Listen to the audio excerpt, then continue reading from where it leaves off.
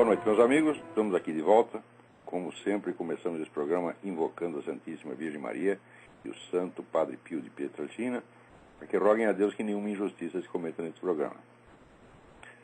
Começar aqui, eu recebi aqui uma notícia, saiu no UOL, né, que diz que o ministro dos Direitos Humanos, Paulo Vanucchi, pretende criar um negócio que ele chama, um treco que ele chama de Comissão da Verdade. O que é a Comissão da Verdade? É a Comissão da Verdade para investigar os crimes de tortura que foram cometidos durante a ditadura militar. Ele disse o seguinte: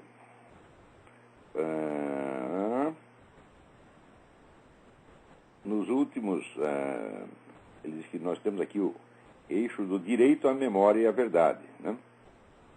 Então, estamos aqui interessados em recuperar a verdade sobre o nosso passado. Mas, curiosamente, você vê, ele quer a verdade só sobre uma parte da história, né? A verdade sobre os crimes de tortura, que são crimes hediondos, evidentemente.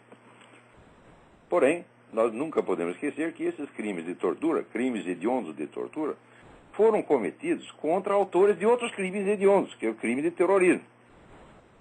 O senhor Vanucchi jamais aceitará, né, chamar de terrorismo as atividades dos amiguinhos dele durante o período da ditadura militar, até antes.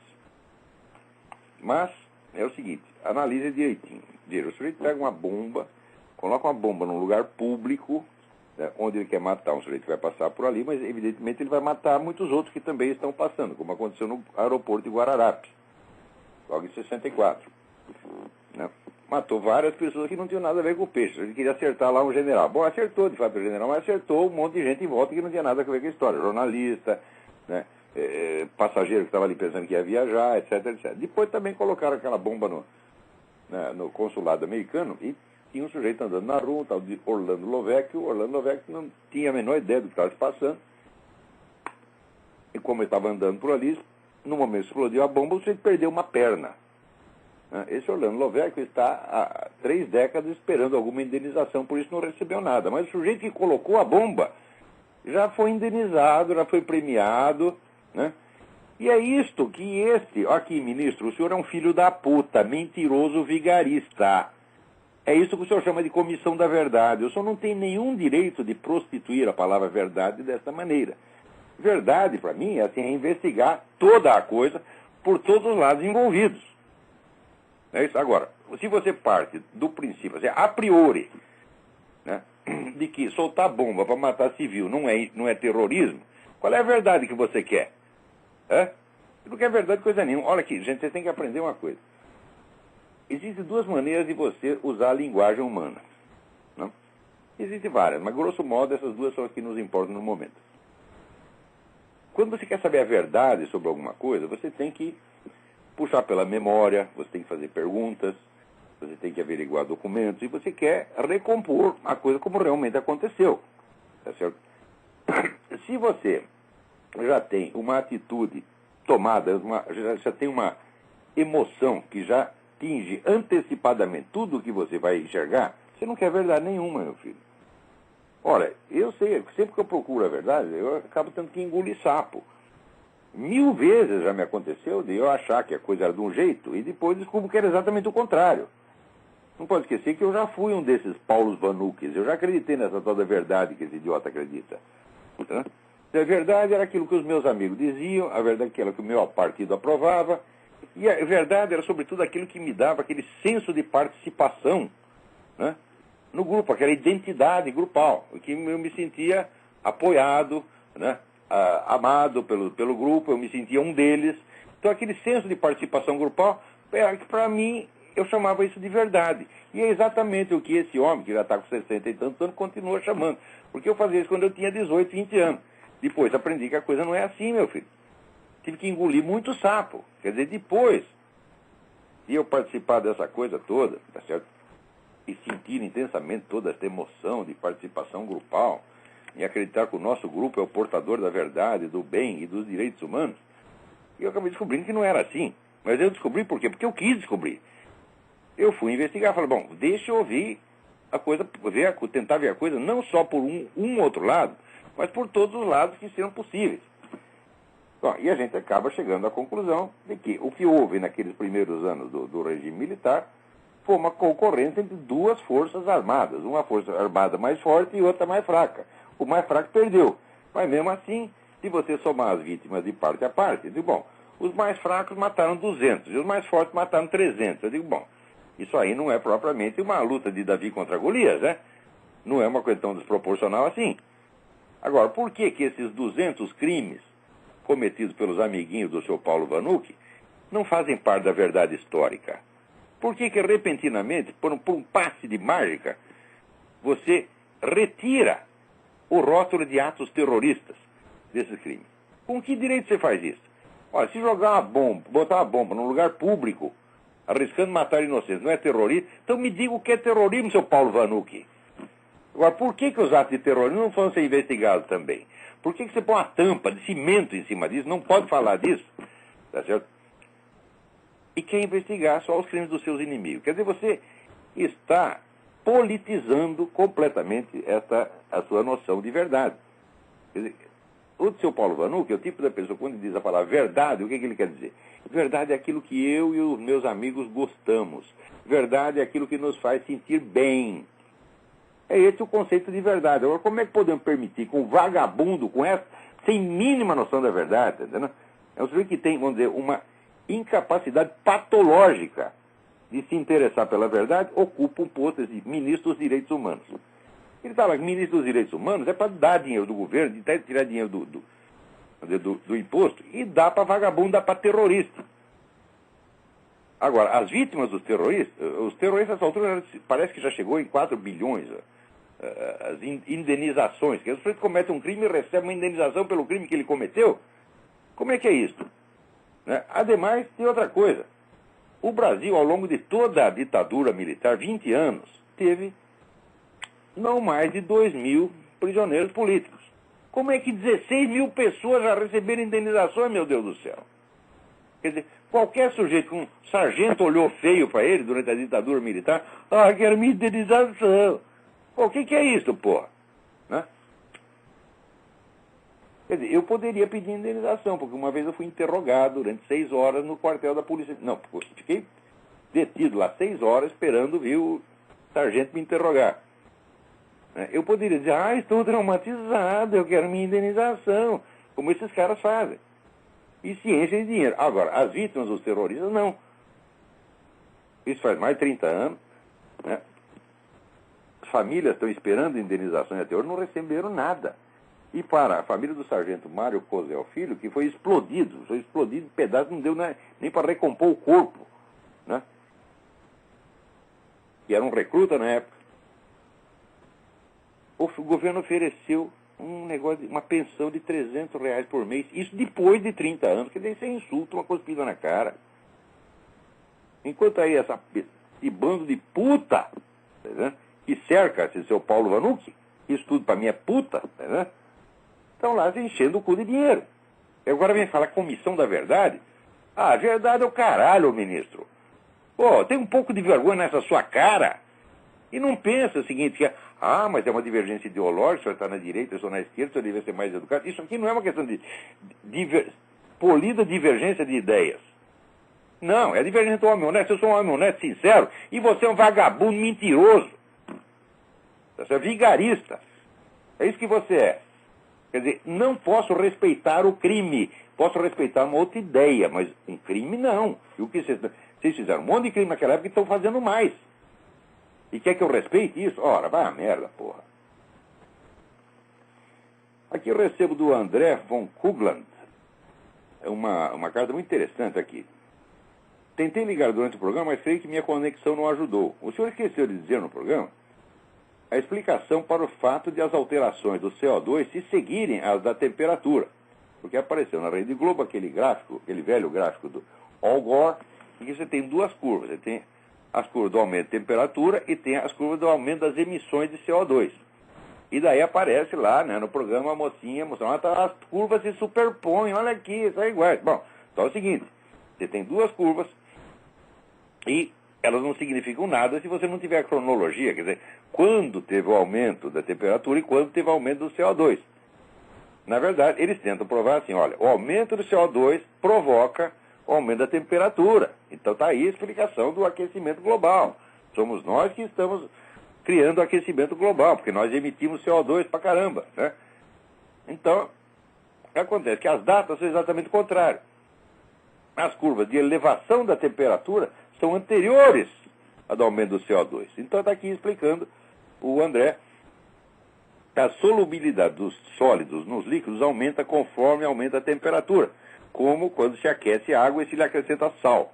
Mas a solubilidade dos gases diminui conforme aumenta a temperatura. Se você aquecer Coca-Cola, você vai ver as bolinhas saindo. Da mesma forma, quando a temperatura dos mares aumenta, eles liberam o CO2 que está nele diluído. Quando diminui, os mares absorvem o gás carbônico do ar. É verdade isso aí. Quer dizer que é o aumento da temperatura que causa a emissão do CO2 e não ao contrário. Ora, eu pergunto o seguinte, alguém vai processar a Rede Globo por essa fraude? Não vai. Ninguém tem culhão para isso. Por quê? Porque as pessoas morrem de medo. Elas acham assim, quando elas veem um sujeito que tem um pouco de poder, eles pensam que o cara é Deus onipotente. Pensam que ninguém pode fazer nada contra a Rede Globo. Meu Deus do céu. Já houve diretores da Rede Globo que saíram de lá dizendo horrores, publicaram livro, contaram tudo, contaram até a suruba que aconteceu lá dentro. E não, o que aconteceu para esses caras? O que a Globo fez com eles? Não fez nada. Pôs o rabo entre as pernas, engoliu em seco e ficou quieta, porra. E se você recorrer na justiça contra essa fraude, a Globo vai ter que pagar. A Globo não é onipotente, gente. O PT também não é onipotente. Você se torna onipotente na medida em que você assume a sua impotência, tá certo? Como um decreto divino, né? Que é esse tipo de fatalismo brasileiro. Nós não podemos fazer nada. Tá bom. Se você acredita nisso, e se você recua, chega um momento em que daí de fato você não pode fazer nada.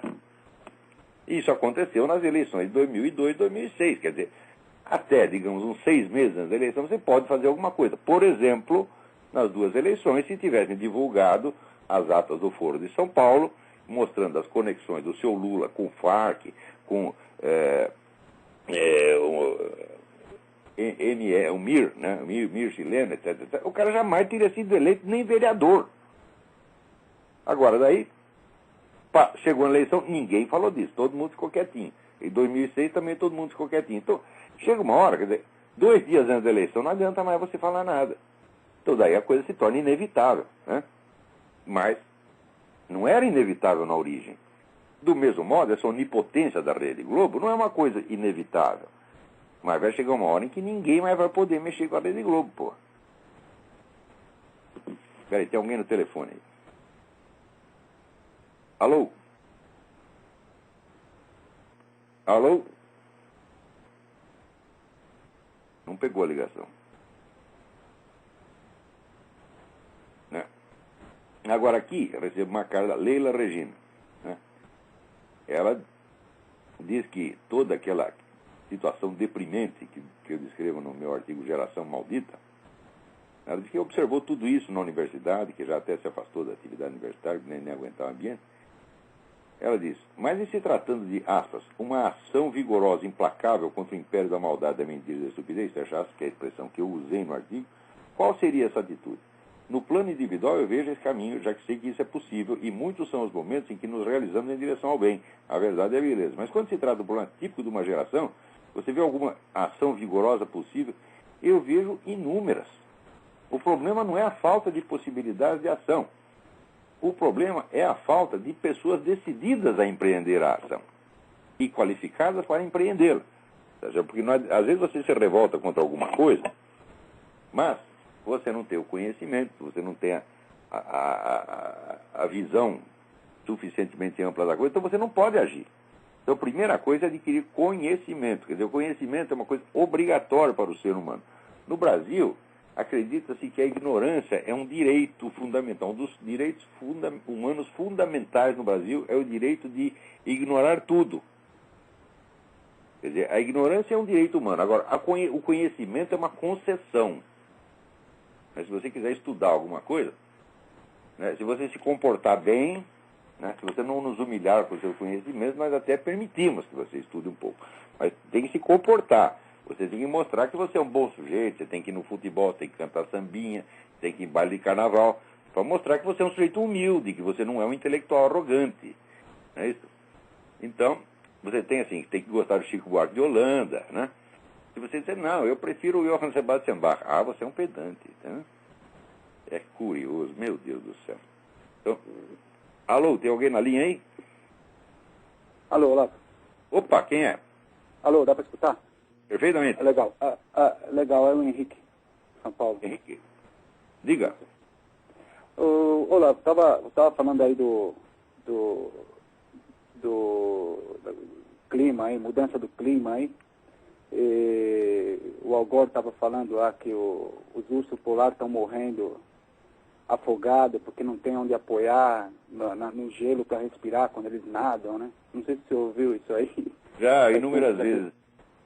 Já falou isso aí, então. Essa semana aqui o Alex Jones estava cobrindo isso aí. O urso polar não sabe nadar.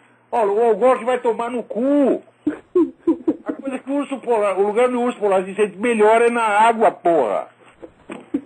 Ai, meu Deus do céu. Só fazer as focas estão se afogando. E os peixes, então, estão morrendo afogados, porra. Não, mas sabe o que o Alex Jones estava falando essa semana no programa, que está tendo um boom aí de urso polar agora. Nunca teve tanto urso polar no mundo como hoje ainda. Eu tenho uma fotografia aqui que alguém me mandou. Tem assim, os caras instalaram uma usina não sei aonde. A usina vai matar todos os ursos polares. Aparecem os ursos polares andando em cima da tubulação, né? da usina, porra. Nesse sentido, muito bem, o urso um deitadinho ali, o outro andando em cima do tubo, brincando com aquilo. Mas, os ursos vão se afogar. Pelo amor de Deus, pô. Desculpa interromper. A minha pergunta não é sobre os ursos, não. A minha pergunta é sobre uma figura que eu não consigo entender, aquele Henry Kissinger. Esse cara é um tipo misterioso. Misterioso, porque é o seguinte. Oficialmente, e de acordo com a imagem que projeta dele a turma da esquerda, ele é o maior direitista, reacionário, etc, etc. Mas é o seguinte, ele foi o sujeito que nos acordos de Paris, ele entregou tudo para o Vietnã do Norte, tudo, muito mais do que precisava. Então é o seguinte, tem gente que diz, esse cara deve trabalhar para a KGB.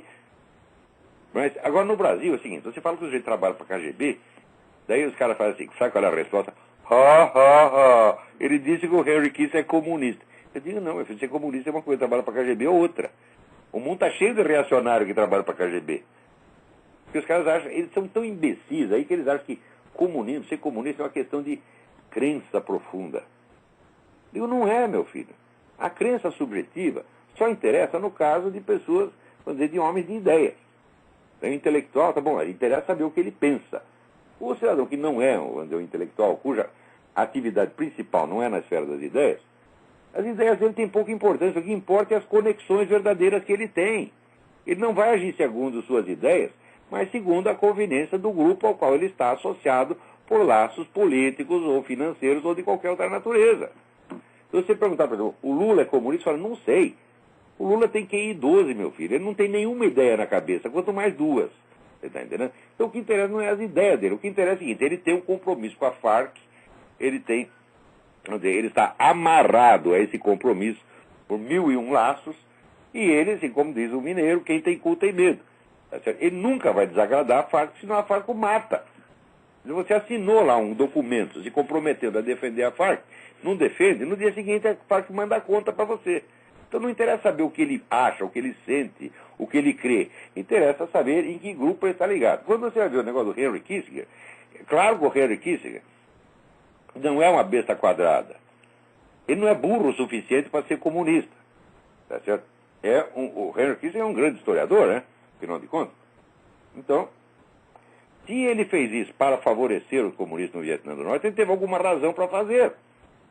Essa razão pode ser dinheiro, pode ser algum plano estratégico pessoal que ele tem a longo prazo. O Henry Kissinger é um membro importante do CFR. E como membro do CFR, ele não está interessado na segurança nacional americana, mas exatamente em quebrar a segurança nacional americana para implantar o governo mundial. Então, se num determinado momento favorecer os comunistas ajuda a quebrar a espinha dos Estados Unidos, é exatamente o que ele vai fazer, porra. Agora, num outro momento, né, ele pode agir da maneira contrária. Mas no caso, vamos dizer, dos acordos de Paris, que foi quando terminou a guerra do Vietnã, aquilo foi obviamente um ato de traição.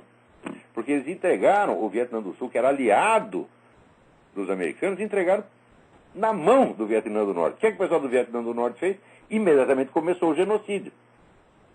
Né? E que piorou ainda, porque o genocídio, quando ele se estendeu ao Camboja, somando tudo, morreram 3 milhões de pessoas. Entre o Vietnã do Norte e o Camboja, 3 milhões de civis foram mortos em tempos de paz, a paz do seu Kissinger. Ora, na guerra, morreu entre 800 e 900 mil pessoas. Ou seja, a paz foi 3 vezes pior do que a guerra. Que culpa disso de quem é? Do seu Kissinger e seus cupinchas. Espero ter respondido a sua pergunta. Entendi, Olavo. Muito obrigado. Eu vou desligar o telefone. Muito obrigado. Eu. Agora, aí no Brasil o pessoal pensa assim, que tudo quanto é americano, cada americano é um agente do imperialismo americano. Eles acham até que o Al Gore é um agente do imperialismo americano. Ai, meu Deus do céu. Outra coisa, aqui tem uma pergunta muitíssimo interessante. Fernando Carneiro, né? Ele diz, sobre as teses a respeito da conspiração Bilderberg, não seriam fruto de alguma mistificação por parte tanto dos frequentadores quanto dos opositores? As teses dos opositores parecem não levar em conta outros agentes, somente os capitalistas, os grandes políticos ocidentais. Quando você fala opositor, senhor, você está se referindo especificamente a Alex Jones. Né? O Alex Jones é o seguinte, ele é uma fonte importante de informações, tá certo? Só que o mais importante ali são as informações que ele não dá. Porque quando ele fala nova ordem global, ele de fato só se refere aos capitalistas americanos. Então ele acaba dando uma impressão de que o globalismo é imperialismo americano. Eu digo, ele nunca fala da KGB, nunca fala dos chineses, né? Nunca fala dos muçulmanos. Então, ele concentra as baterias no CFR. Eu digo, o que ele diz do CFR está certo. Tirando um ou outro exagero, está certo. Mas por que essa insistência só num lado da coisa, deformando completamente o quadro geral? Então, eu digo o seguinte, vocês têm que tomar cuidado com as informações do Alex Jones. Muita coisa ali se aproveita. Mas não é uma coisa que você possa, assim, não é uma fonte realmente idônea. Tá? Eu considero uma fonte importante, mas não totalmente idônea.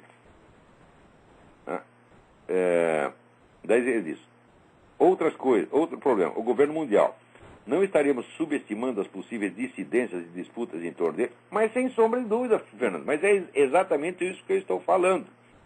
A nova ordem global se compõe de 3 forças independentes que, na maior parte dos casos, estão aliadas, agem em conjunto para atingir um fim que é bom para os 3, que é a criação do governo mundial. Esses grupos são, primeiro, essa turma do Bilderberg, CFR, etc. Então vamos chamar isso de globalismo ocidental. Tá certo?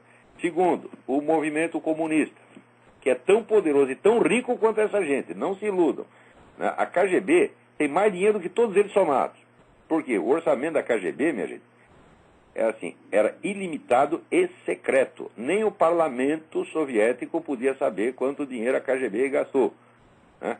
Então, e pior, depois do, aspas, fim do comunismo, fecha aspas, o que fez o senhor Gorbachev? Pegou pelo menos um terço, calcula pelo menos um terço do orçamento da KGB, e espalhou pelo Ocidente, criando um monte de firmas, testa de ferro.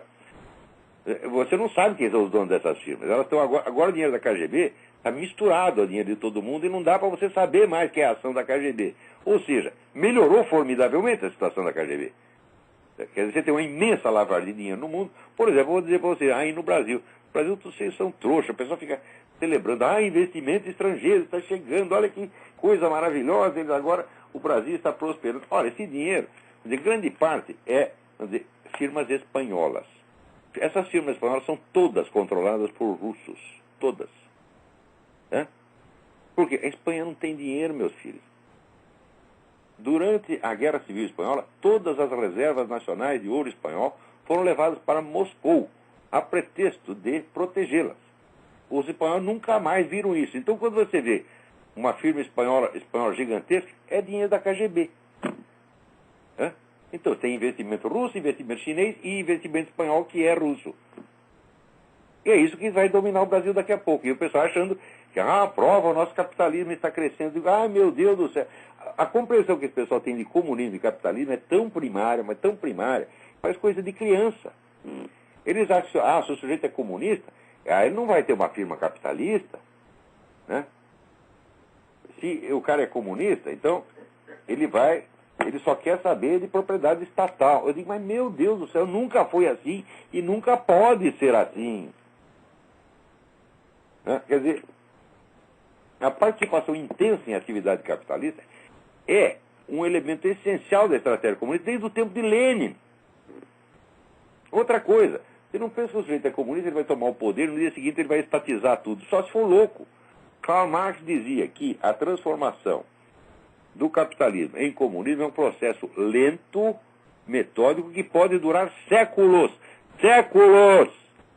Agora, é evidente que onde quer que o comunista tome o poder, ele vai aumentar o poder do Estado.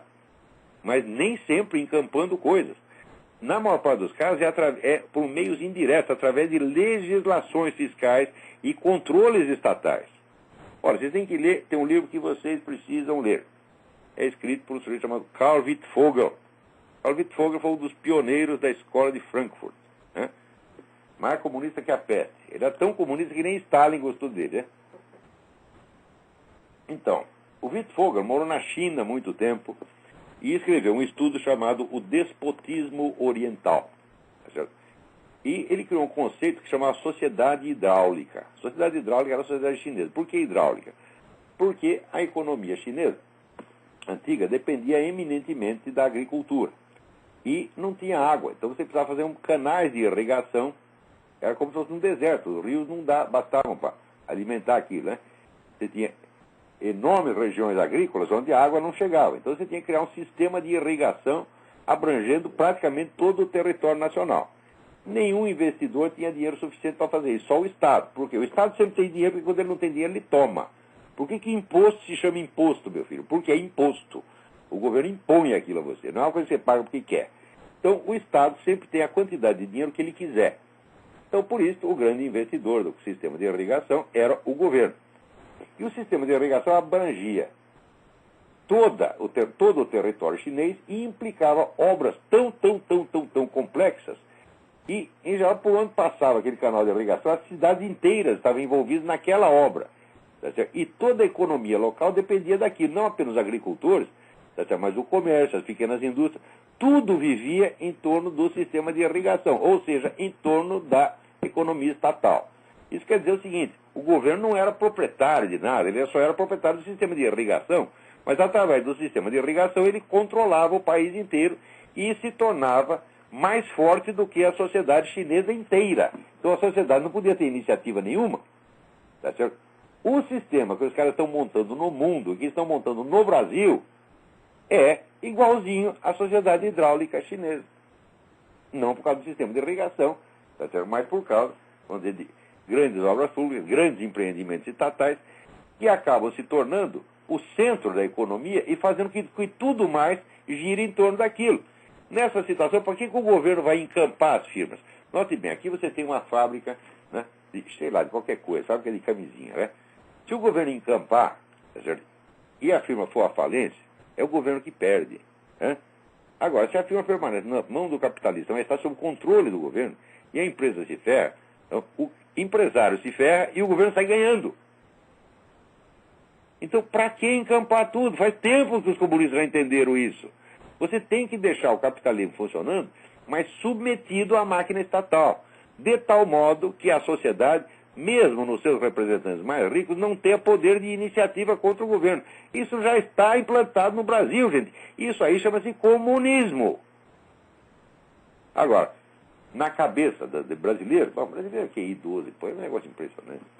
Na cabeça do brasileiro, o comunismo é só se estatizar tudo.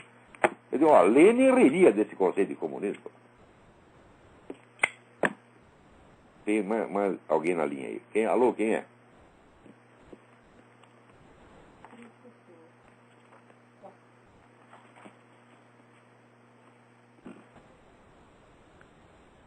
Alô, que é o Alô? Felipe. Felipe, tudo bem? Tudo bom com o senhor? Tudo certinho, diga. Eu tenho uma pergunta sobre o Ortega y Gasset. Ah, tá. Eu li o Rebelião das Massas. Em determinado trecho ele diz que a decadência do Ocidente se dará tanto com a cultura quanto com a técnica. E ele refuta o Oswald Spengler dizendo que o Spengler acreditava que a técnica subsistiria à queda da alta cultura. No contexto de hoje, quem está certo? Tem razão, é? Que parece que os dois têm razão por algum lado, não tem? Bom, o Ortega y Gasset via a técnica como um elemento altamente perigoso que podia realmente se sobrepor à alta cultura. Isso aconteceu.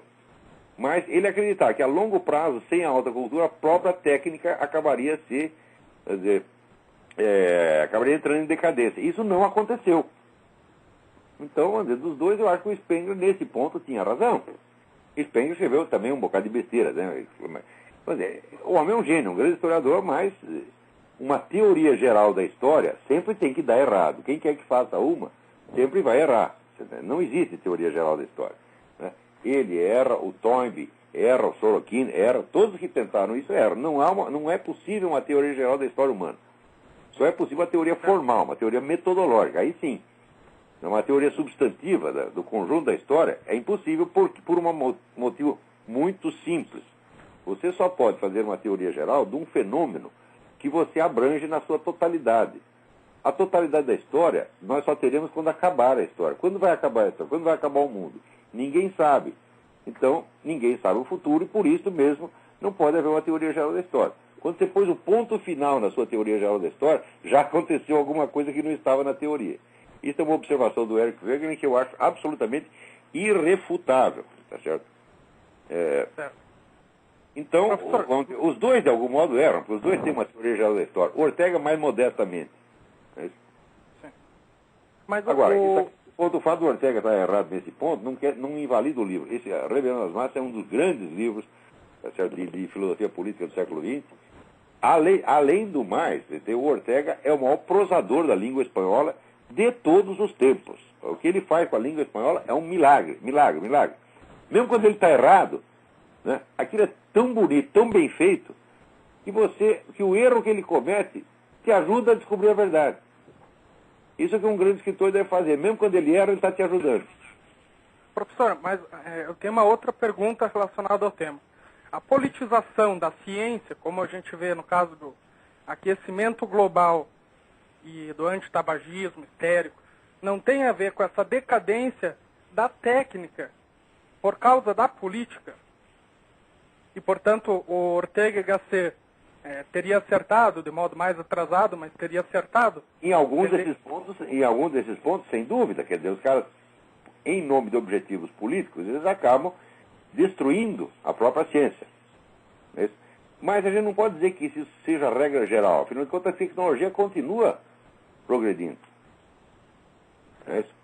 E veja, mesmo no campo da climatologia, nós não podemos julgar a ciência climatológica inteira pelos seus representantes aquecimentistas, Al Gore e outros. Vamos dizer, essa ciência continua fazendo progresso. Agora, o que pode acontecer é que o aparato repressivo criado por esse pessoal aquecimentista sufoque a divulgação da ciência verdadeira. Às vezes, o próprio sujeito que está metido nisso, ele descobre a verdade e a esconde, como aconteceu. Esse pessoal do East Anglia, o tal do Philip Jones, ele é um excelente climatologista, ele sabe a verdade. Ele escondeu por quê? Porque é um filho da puta vigarista. Certo. Porque ninguém vai me dizer que um diploma de climatologia, de biologia, ou de geologia vai tornar o sujeito mais honesto. Não vai. Né? Então, a fraude científica nem sempre reflete uma decadência da ciência, mas apenas uma ocultação dela. Por exemplo, nesse caso antitabagista, isso eu vi com os meus próprios olhos, tá? Eu via o que a Organização Mundial da Saúde publicava em revistas e jornais e o que ela publicava nos seus documentos internos. Então, quando você lê os documentos, as publicações técnicas, a verdade está toda lá. Por exemplo, quando esse estudo do fumo passivo, Né? Eles divulgam, o fumo passivo está matando. Tá bom, isso é o que eles dizem no jornal. Na publicação técnica, eles confessam que, primeiro, essa estatística de fumo passivo é chute.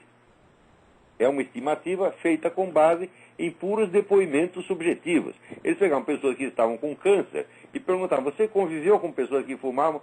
Sim. Você acha que a fumar cigarro deles prejudicou você? Sim. E daí você somava e dizia, tá vendo? O fumo passivo está matando. Isso, evidentemente, é uma metodologia extremamente falhada. Né? E nas publicações técnicas eles reconhecem que a metodologia é, só que eles não contam para ninguém. O povão pensa que o pessoal mediu o fumo na atmosfera. Medir resíduos de fumo na atmosfera é impossível. Não, isso não pode acontecer. Não dá para fazer isso. Então eles recorreram ao método dos depoimentos de doentes terminais.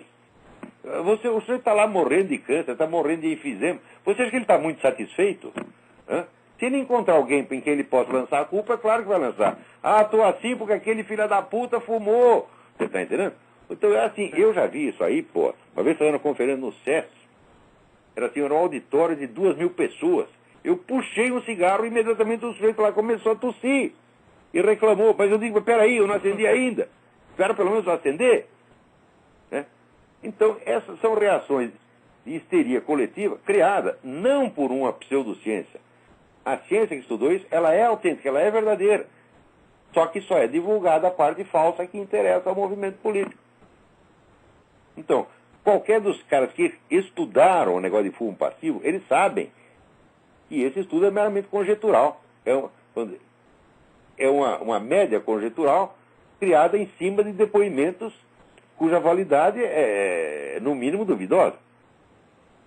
Então, você vê, o que pode haver é uma deterioração, isso sim, da imagem pública da ciência. Porque na hora que você começa a fazer fraude em cima de fraude, e eu acho que isso já está acontecendo, né? Então a população vai acabar não acreditando mais em ciência. Vai achar que ciência é uma espécie de macumba, e hoje em dia é mesmo. Né?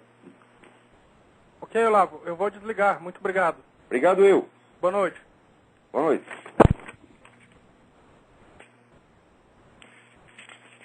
Agora, aqui tem uma carta que eu tenho que ler aqui. Essa é muito importante, que ele já mandou inclusive 2 vezes. É o Ronald Maia, né?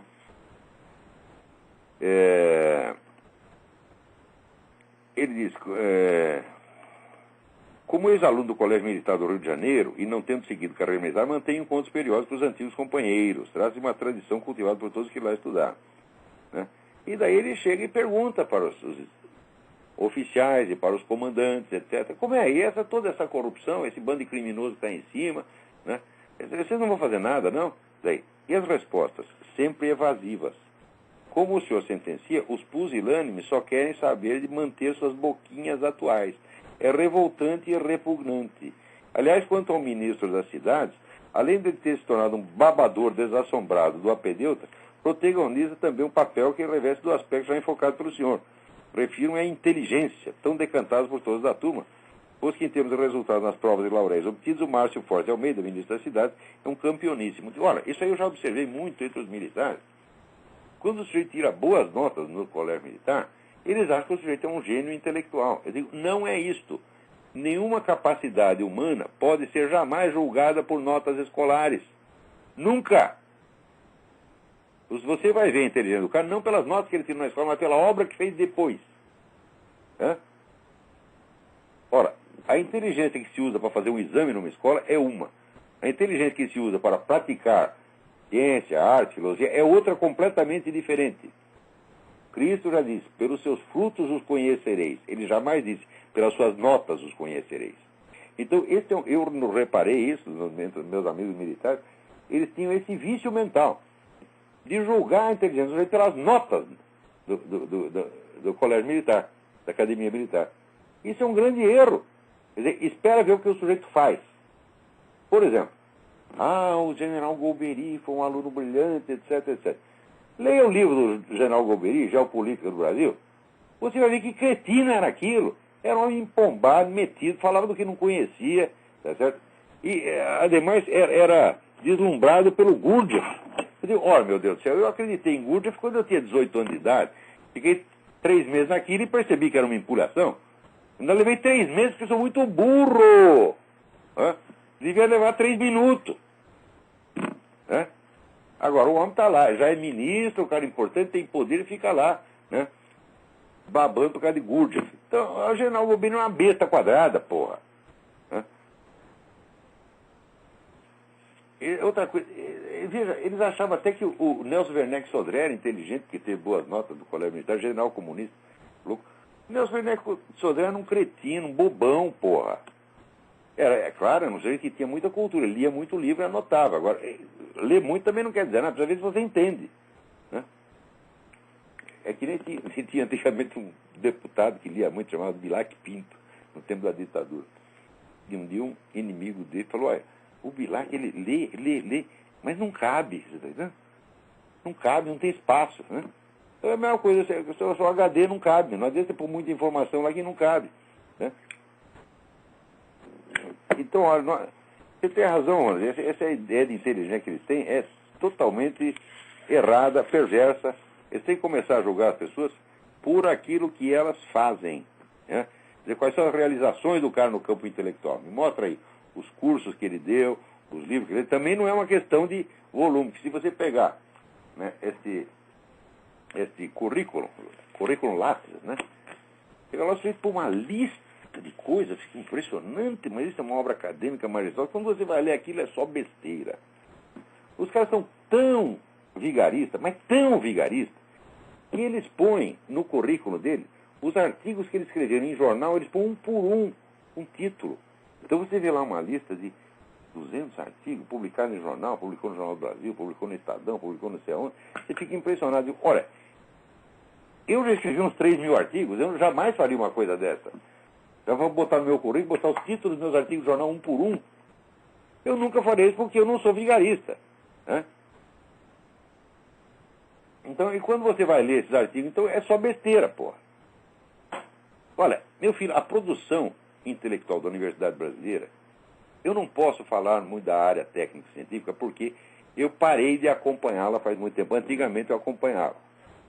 Quando eu estava no jornalismo diário, eu acompanhava, ia em tudo quanto é reunião da SBPC, Congresso Científico, Congresso Médico. Então, eu fui editor da revista médica há muito tempo, acompanhava todos os progressos da medicina no Brasil. Mas isso, eu parei com isso já na década de 80. Então, eu não posso dizer como está a situação da educação técnico-científica no Brasil. Mas, da área de filosofia e ciências humanas, eu continuo acompanhando e digo para vocês, é um negócio desastroso. Desastroso. Né?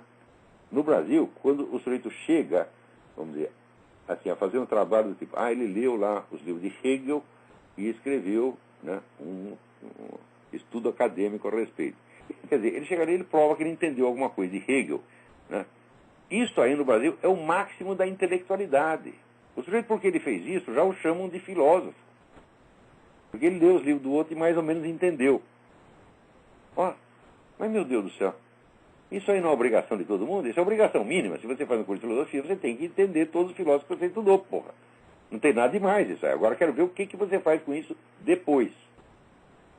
Se dissesse, você fez uma nova interpretação de Hegel, uma coisa inédita, etc. Não tem nada de inédito, porra.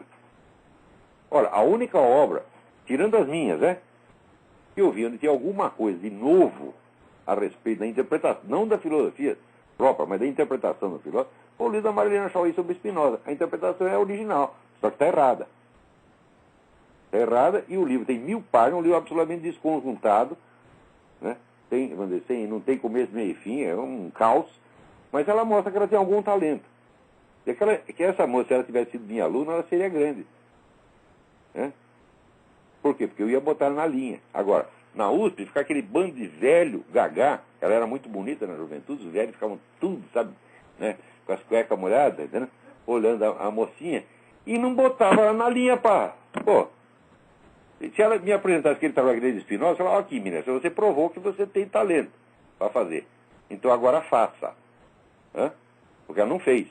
O livro dela é só a demonstração de que ela poderia fazer. Né? Tem 2 ou 3 ideias muito boas ali. Eu digo, por que não trabalho em cima dessas ideias? Né? Então, olha, a Marlene Chauí é o suprassumo da filosofia acadêmica no Brasil. E vou dizer, é uma principiante. Ela é uma amadora. Hein? Ela não conhece a técnica filosófica, não sabe analisar um problema. Ela sabe ler um pouco Spinoza e até ter uma ou duas ideias boas ali. Isso é o máximo que chega no Brasil. Né? E note bem, as pessoas que chegam aí no Brasil, não chegam, somar tudo não dá 10. Então, e na área de sociologia e psicologia, então, bom, meu Deus do céu, aí assim, é uma exibição de retardamento mental, né? sem fim. Não há cultura universitária no Brasil, não há. Há uma cultura ginasiana no máximo. Na melhor das que ginasiana, meu Deus do céu. Olha aqui, eu fiz grande parte da minha formação estudando em livros que eram usados no ensino secundário francês. O livro de filosofia que era usado no ensino secundário, né? Eu tenho até hoje. Eu digo, nunca houve um ensino de filosofia na universidade brasileira que chegasse perto daquilo. Eu tenho o curso de filosofia, por exemplo, o curso de filosofia de Ferdinand Alquier. Né? Alquier não é nenhum gênio da filosofia, é um filósofo razoável. Né? Mas eu, lendo o curso de filosofia dele, que era apostilas para o ginásio, para o ensino secundário, eu tinha orgasmos com aquilo. Eu falava, quando que no Brasil vai ter um treco desse? Não tem, não tinha e não tem. Agora tem menos do que tinha antigamente. Tem mais alguém na linha? Alô? Alô? Quem é? Alô, Olavo? Sim. Alô? Eu estou ouvindo. Olavo, André de Porto Alegre, tudo bom? Ô André, tudo bem? Tudo jóia com o senhor? Tudo em ordem, graças a Deus. Maravilha, que bom. Olavo, se desse para a gente voltar um pouco no assunto que o senhor abordou no início do programa, né, o que acontece, né, com o pessoal, que o pessoal fica nessa inércia, o pessoal não faz nada, mesmo ouvindo o que o senhor diz a tempo. Isso é hegemonia. Hegemonia é vamos dizer, a facção dominante controla até as reações psicológicas íntimas das pessoas. Mas nos últimos 30 anos. Mas eu não sei, eu vejo aqui, ao menos em Porto Alegre, aqui, o pessoal sabe o que está acontecendo. Muita gente ouve o senhor aqui, tem plena consciência do que acontece, só que chega na hora de bater, o pessoal dá desculpa, o pessoal, não tenho tempo, não posso, não, eu não tenho dinheiro, eu não tenho isso, sabe? E aí sobra 2, 3. O Brasil já tem uma tendência depressiva muito antiga. Né? Agora mesmo estava aqui comentando com a Isabela esse programa que tem no Brasil, que é a imitação do Britain's Got Talent. Né? Só que é imitação divertida. Porque na Inglaterra eles fazem o programa para mostrar as pessoas que têm talento. E no Brasil eles fazem só para mostrar os camaradas grotescos, ridículos, para as pessoas jogar ovo em cima. Tá entendendo? Então é o culto do fracasso. Não era assim antigamente. Você verá, o Ari Barroso tinha um programa de calor. No programa de calor dele revelaram, entre outras pessoas, só vou dar 2 nomes: Ângela Maria e Calbi Peixoto. Que estão entre os maiores cantores brasileiros. Talvez Calbi Peixoto seja o maior cantor brasileiro de todos os tempos. Apareceu no programa do Ari Barroso. Agora, nesses programas vai aparecer o quê? Só aleijado mental, você está entendendo? Só retardado, coitadinho, está entendendo?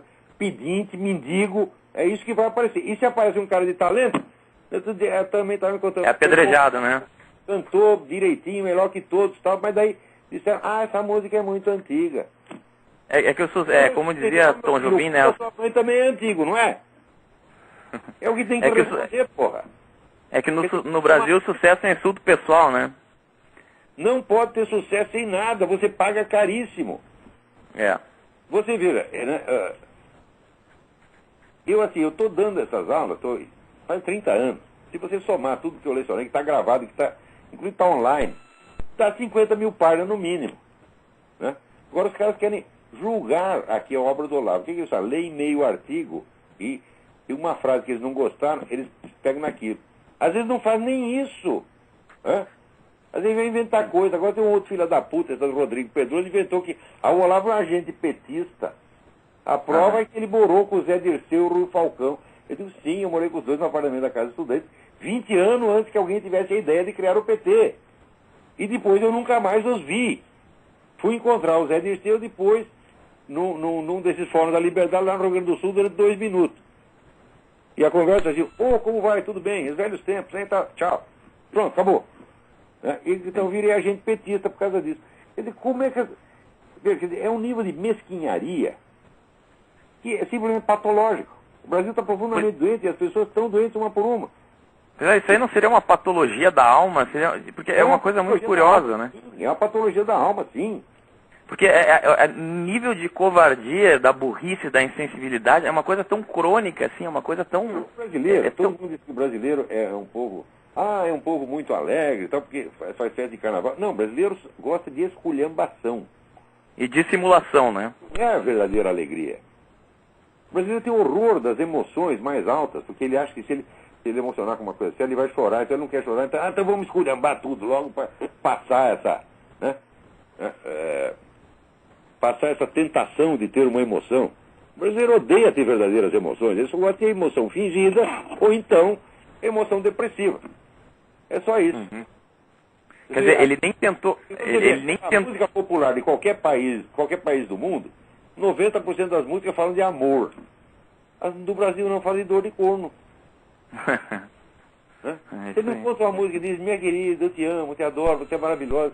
Mas só tem aqui, assim, aquela filha da puta me enganou, tomou todo o meu dinheiro, né? Só tem isso. Que coisa mais horrorosa. É verdade. Olavo, o que o senhor teria a dizer? Porque eu vejo muitos libertários que ouvem o senhor e que deveriam saber o que está acontecendo, porque lhe escutam, né? Só que eles ficam nessa, como o senhor mesmo disse, eles ficam nessa abstração, né? Nessa coisa de sociedade sem Estado. Não o suficiente. Tá certo? Tem cara, bicho, semi-analfabeto, dando palpite, querendo discutir comigo. Você quer discutir comigo, meu filho? Pelo amor de Deus, você pelo menos escreva uma carta que não tenha um erro de gramática por linha. Porque se você não é... Veja, Dante dizia a gramática é a construção material da linguagem. Se você não é capaz de dominar a estrutura material da linguagem, como você vai dominar as estruturas mais sutis do pensamento abstrato? É impossível. Uhum. Então eu digo, meu filho, não há ensino no Brasil, só quem está ensinando alguma coisa sou eu. Então tem 2 chances, ou você estuda comigo, ou tu vai ser burro o resto da sua vida. Agora, não é estudar 2 meses. Eu assisti umas aulinhas do Olavo e saí dando palpite, cagando regra. Eu digo, olha, quando o cara estiver habilitado a fazer, o meu aluno estiver habilitado a fazer algum trabalho, eu mesmo vou pedir para ele fazer. Pedir, pelo amor de Deus, faça. Mas esse complexo de inferioridade que tem o brasileiro, que vive procurando compensações externas, quer dizer, o sujeito quer aparecer, ele precisa de um aplauso, ele precisa de um agrado. Enquanto você precisa disso, você está fraco, meu filho. Mas parece que as pessoas aqui já nascem assim, já nascem ressentidas, né? Mas isso já vem do berço. Por quê? O menino, tudo que ele quer fazer, o pai e a mãe falam, não vai dar certo, desista. Eu estou com 62 anos, eu nunca tive uma ideia que todo mundo não dissesse que ia dar errado. Se você for depender, vamos dizer, de um estímulo verdadeiro, você não encontra. Isto é, a educação doméstica está errada no Brasil. A educação escolar, não é só a educação escolar, é a educação doméstica. Por quê? Você vê, há quantos anos não tem alguém que se interesse por estudar a educação doméstica? Teve aquela menina Mary, eu esqueci o sobrenome dela, Mary, que fez a história das crianças no Brasil.